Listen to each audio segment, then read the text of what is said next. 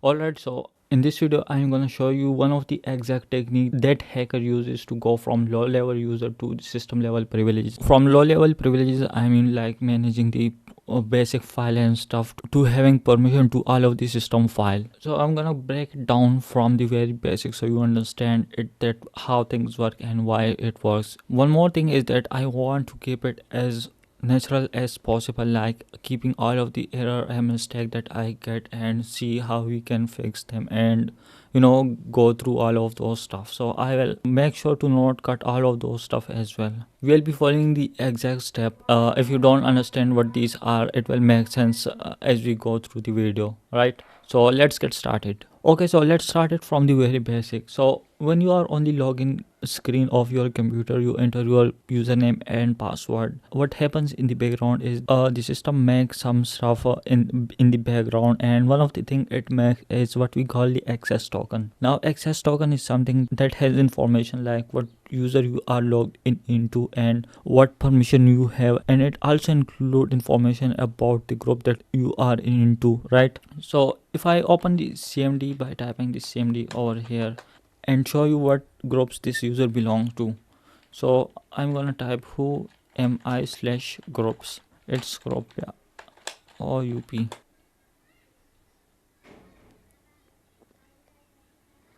If you want to understand the token and stuff more better, I have already explained this in this video specifically. You should check this video out. I have explained the SID tokens and a bunch of other stuff, right? Now coming back to the main stuff, when you log into your computer, it create the access token. So what happens then is each of the process you create, like opening Chrome browser or like opening a Discord or any single thing, it uses that access token, and based on that token it checks what permission you have and what action you can perform. Like for example, let me show you one image. So over here we have logged into our Windows and the access token is generated. Now what happens is that if we open this cmd.exe, it will use that primary access token. We will talk about the primary, and there is one more type of the access token. Let's just call it the access token for now. So it uses the access token, and based on that access token it finds out what action we can perform, like what we can do and what we cannot. And the same access token literally attached to any single process that we create, right? Access token actually duplicates itself and attaches to every single process. So the thing is, the access token not only attaches to the main process but also the sub processes. What I mean by sub processes is that, let me just open the Chrome and I will show you how sub processes look like. So I have opened the Chrome, and if we go to the task manager, you can see there will be so many Chrome processes running in the background.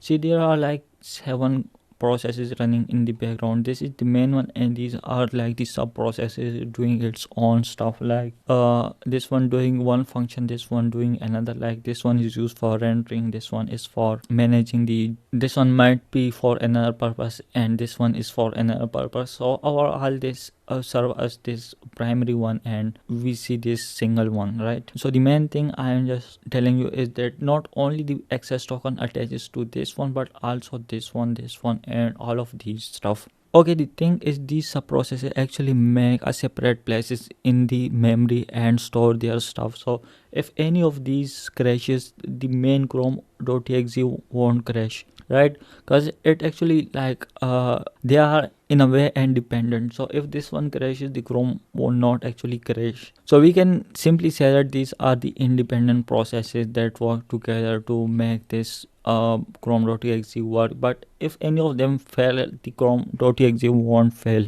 or it won't crash, right? Okay, so now the thing is that how about we go further and look into each of the process, like what's inside it. So basically inside each process there are like multiple threads, and each thread perform a specific function. So let's say this is the chrome.exe one single process, this one, like, and if we look inside there will be like multiple thread and performing different stuff, like different function.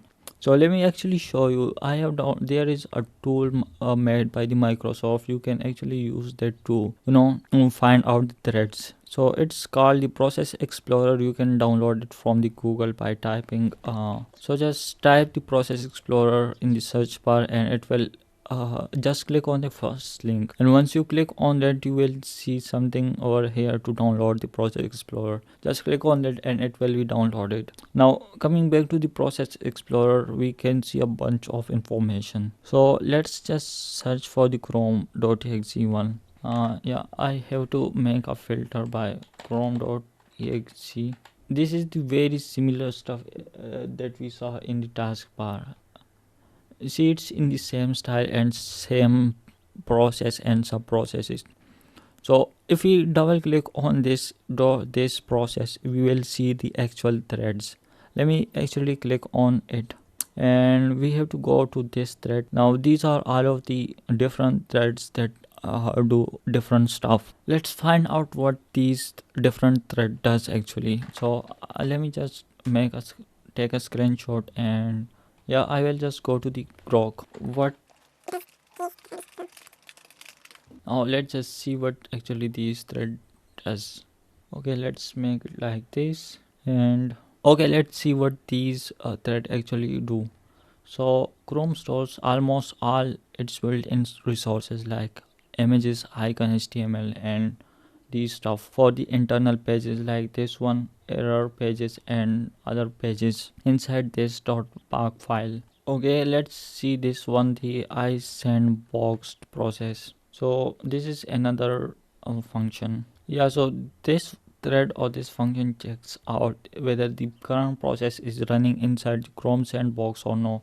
So actually you can just take this screenshot of any process you want and give it to the AI. You will understand what actually each thread does. This thread, this thread, this thread, and all of these contain the same access token that we talked about, with the same privilege and all of this stuff. Why we are discussing all of this stuff, it will actually make sense in a moment. So what we're gonna do now is we will actually try to find a process or .exe. Like in this case, let me go to task manager and show you.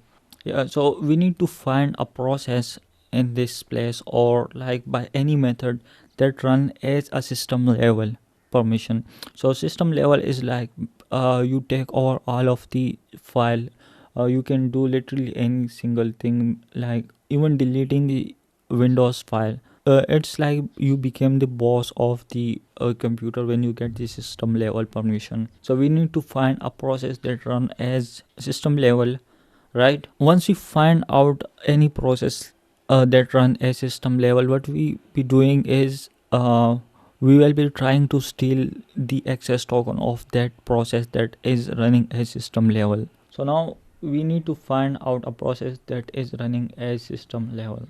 What we're gonna do now is we will use a command that will actually tell us what process are running as system level. So I'm gonna use this exact command. This will get the processes including their name, and it will only find out that run as system level, and it will then give us the process name, process ID, and the actual path, right? So let me press enter and see.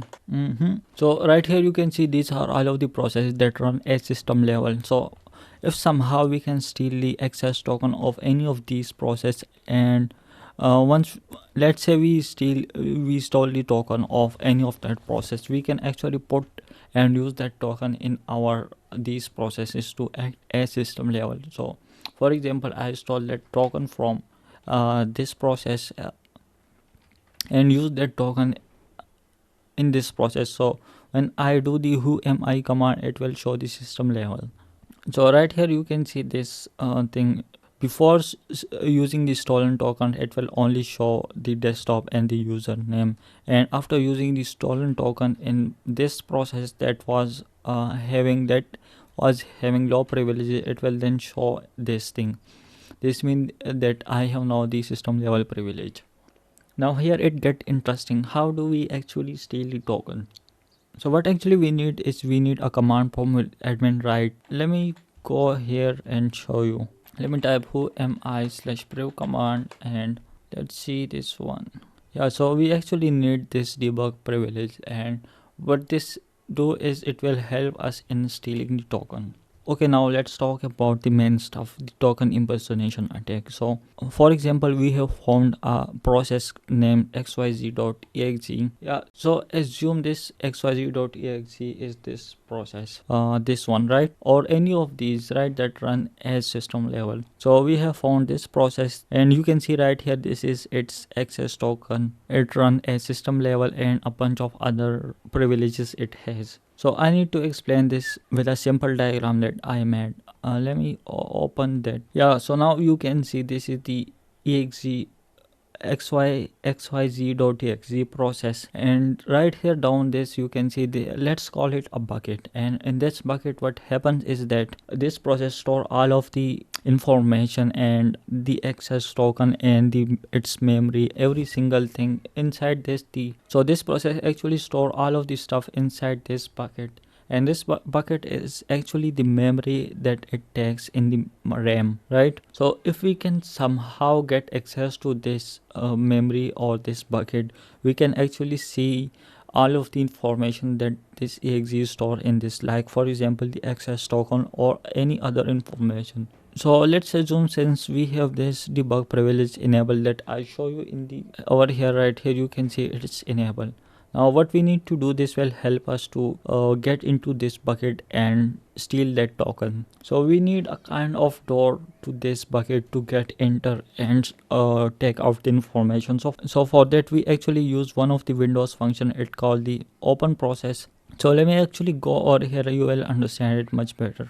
So now we understood that we have this process xyz.exe, and it has this bucket that it's actually a memory container inside the RAM. The reason it's in the RAM because it's not a static memory, it's a dynamic memory. If you close your computer, this will just vanish, right? It's not like the SSD and those stuff. So now, as I said, we need a kind of door to get inside this bucket. We use a window function, it's called this OpenProcess. We actually use this function to tell the window to give us a door or handle, actually we call it handle, to give us the handle or door into this bucket. So what happens is that Windows check, does this user have the debug privilege? If yes, it then give us a handle or door to this bucket. Now that we have got the door, we can actually go inside and see all of the information including the access token. If we simply don't have this debug privilege, it won't give us the door or the handle, right? Instead, I think it will give some kind of error. Okay, since we got the door, now what actually we need to is we need to get the access token from this bucket. So for that we use another function. Let me actually show you that as well. So it's called the OpenProcessToken. So we use this Windows function, Windows built-in function, and we tell the window to go inside this bucket using this store and take out the information about the access token. So since we already have the door, it just go there and take out the access token. Now over here you can see this token contains the victim full identity and privileges. Now we will somehow need to use this token, and once we use this token we will have the system level privilege. Remember, as I said, this process run as system level. Okay, so here it get more interesting. Let me actually go to this image, and if you remember, I was talking about the access token and stuff.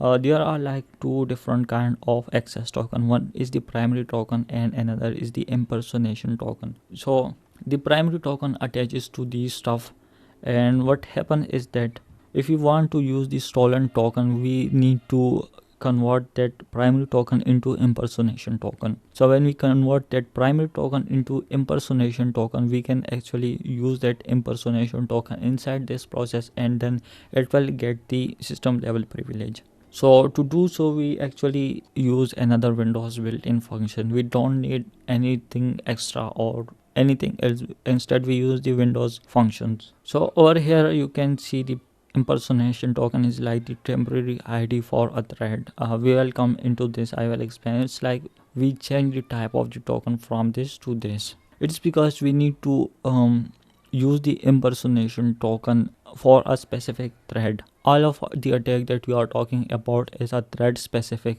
If you just forget, let me actually show you about the thread again. So yeah, so let me just